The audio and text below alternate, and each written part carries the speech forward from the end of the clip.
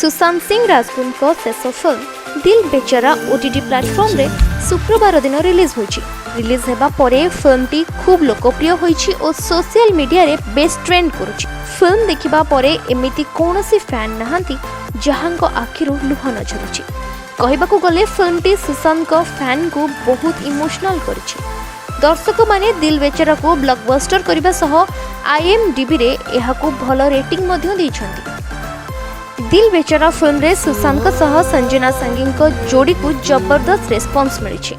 ए film रे संजना जने thyroid cancer patient भाबे अभिनय करिसेंती।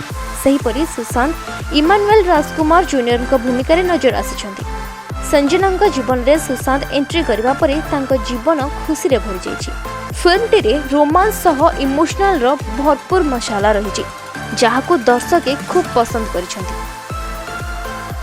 फिल्म को नहीं प्रशंसक बेस भावुक मंतव्य देउथिबा बेले सुशांत को एक्स गर्लफ्रेंड अंकिता लोखंडे मंतव्य बेस चर्चा रे रहिछि। सुशांत को फिल्म शुक्रवार दिन संध्या 7:30 रे डिज्नी प्लस हॉटस्टार रे रिलीज होइतिबा बेले रिलीज रो ठीक 5 मिनिट पूर्वरु अंकिता निज मंतव्य को निज ट्विटर अकाउंट रे पोस्ट करिसेंती। ट्विटर रे फिल्म रो पोस्टर थिबा बेले कैप्शन रे फ्रॉम पवित्र रिश्ता टू दिल बेचारा वन लास्ट टाइम रहिछि।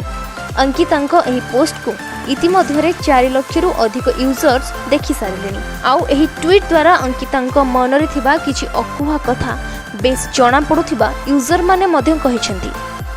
ब्यूरो रिपोर्ट नजर टीवी।